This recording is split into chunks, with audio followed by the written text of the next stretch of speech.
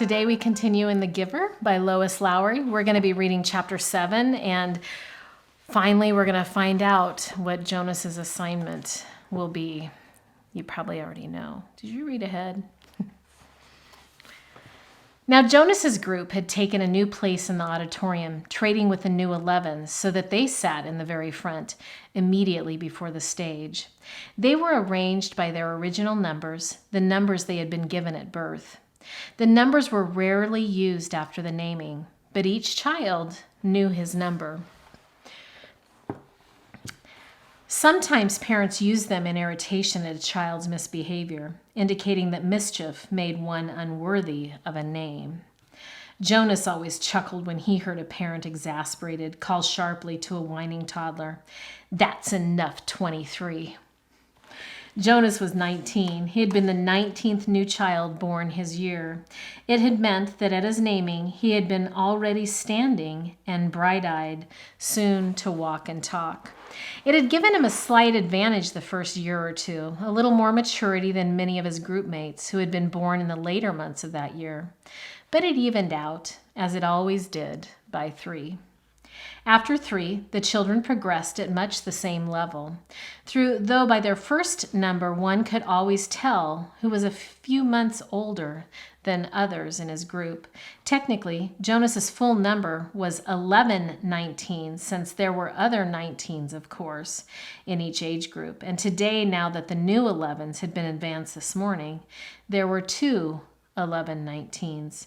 At the midday break, he had exchanged smiles with the new one, a shy female named Harriet. But the duplication was only for these few hours. Very soon, he would not be an 11, but a 12, and age would no longer matter.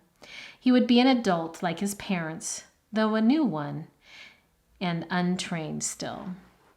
Asher was 4 and sat now in the row ahead of Jonas. He would receive his assignment 4th.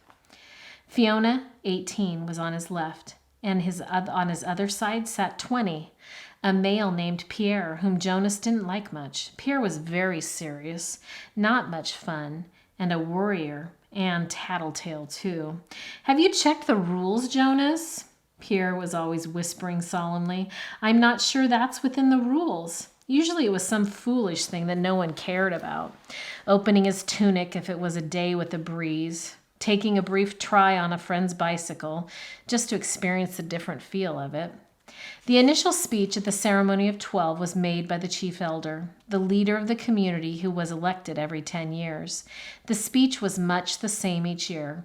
Recollection of the time of childhood and the period of preparation, the coming responsibilities of adult life, the profound importance of assignment, the seriousness of training to come. Then the chief elder moved ahead in her speech. "This is the time," she began, looking directly at them, "when we acknowledge differences. You 11s have spent all your years till now learning to fit in, to standardize your behavior, to curb any impulse that might set you apart from the group. But today, we honor your differences. They have determined your futures." She began to describe this year's group and its variety of personalities, though she singled no one out by name. She mentioned that there was one who had singular skills at caretaking, another who loved new children, one with unusual scientific aptitude, and a 4th for whom physical labor was an obvious pleasure.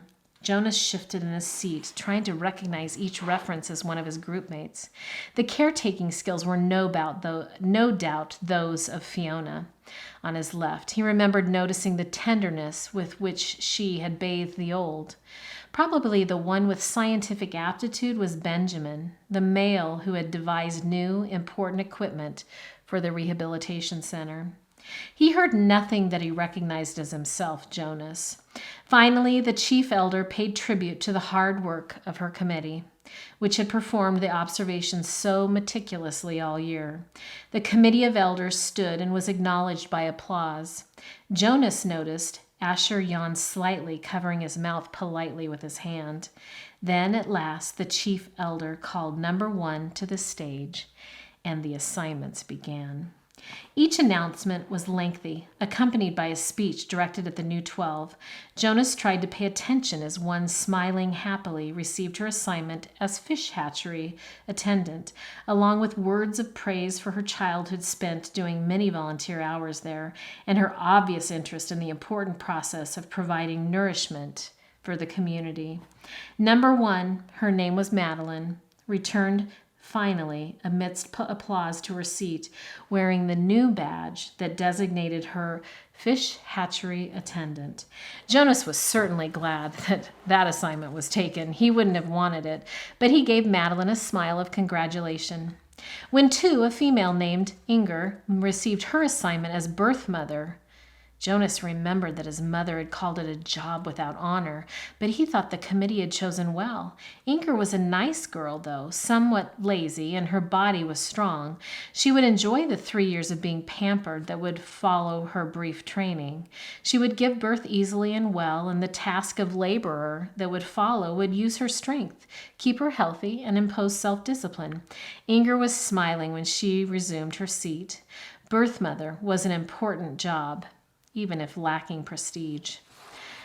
Jonas noticed that Asher looked nervous. He kept turning his head and glancing back at Jonas until the group leader had to give him a silent chastisement, a motion to sit still and face forward. 3, Isaac was given an assignment, an instructor of 6s, which obviously pleased him and was well deserved. Now there were 3 assignments gone, none of them ones that Jonas would have liked. Not that he could have been a birth mother anyway, he realized with amusement. He tried to sort through the list in his mind, the possible assignments that remained. But there were so many he gave up. And anyway, now it was Asher's turn. He paid strict attention as if his friend went to the stage and stood self-consciously beside the chief elder. All of us in the community know and enjoy Asher.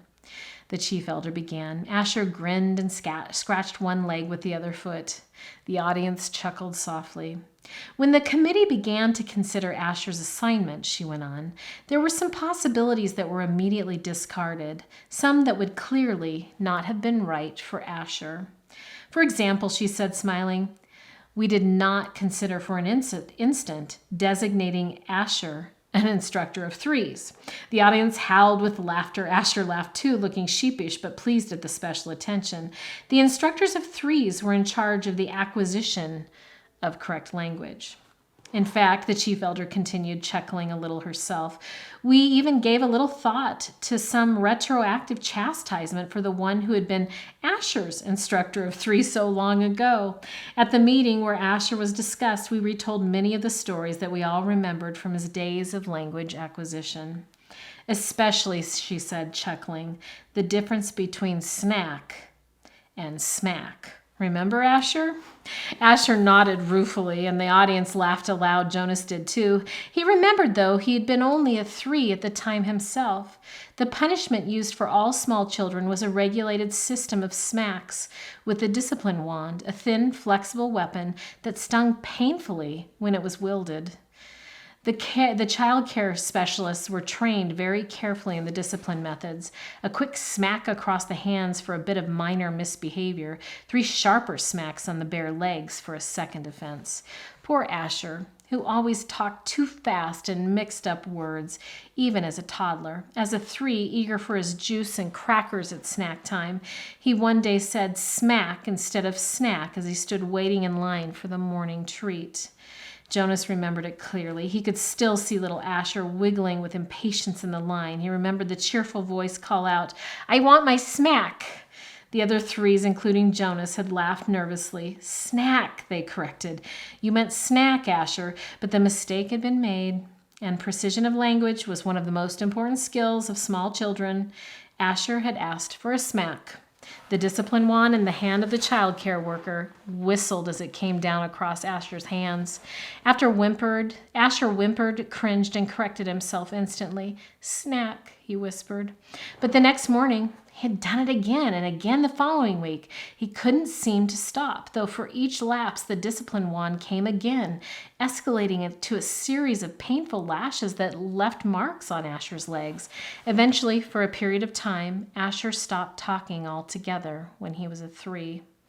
For a while, the chief elder said, relating to the story, "We had a silent Asher, but he learned."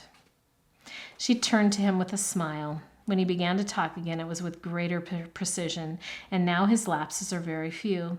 His corrections and apologies are very prompt, and his good humor is unfailing. The audience murmured in agreement. Asher's cheerful disposition was well known throughout the community.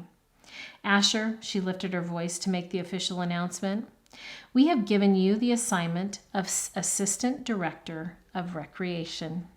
She clicked on his new badge as he stood beside her, beaming. Then he turned and left the stage as the audience cheered. When he had taken his seat again, the chief elder looked down at him and said the words that she had said now 4 times and would say to each new 12. Somehow she gave it special meaning for each of them.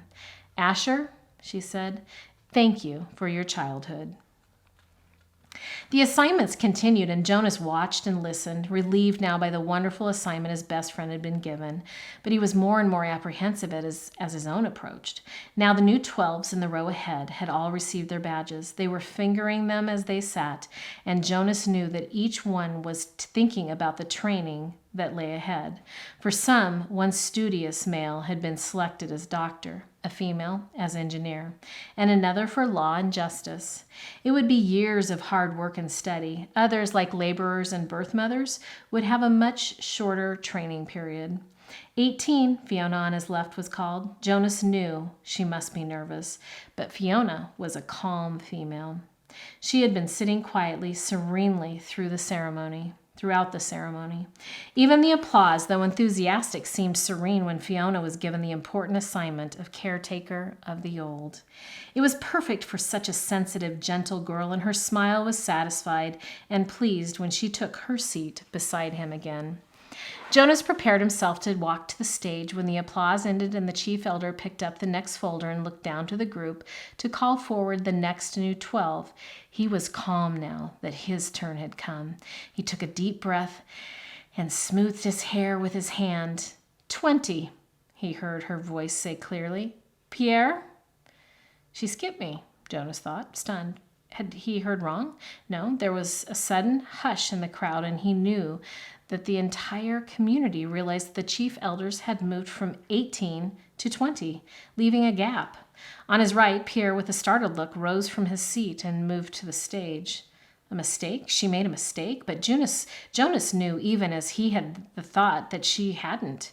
The chief elder made no mistakes, not at the ceremony of 12. He felt dizzy, and he couldn't focus his attention. He didn't hear what assignment Pierre received and was only dimly aware of the applause as the boy returned, wearing his new badge. Then, 21, 22.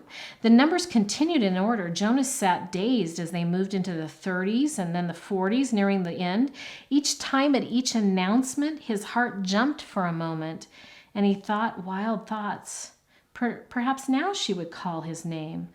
Could he have forgotten his own number? No, he had always been 19. He was sitting in the seat marked 19.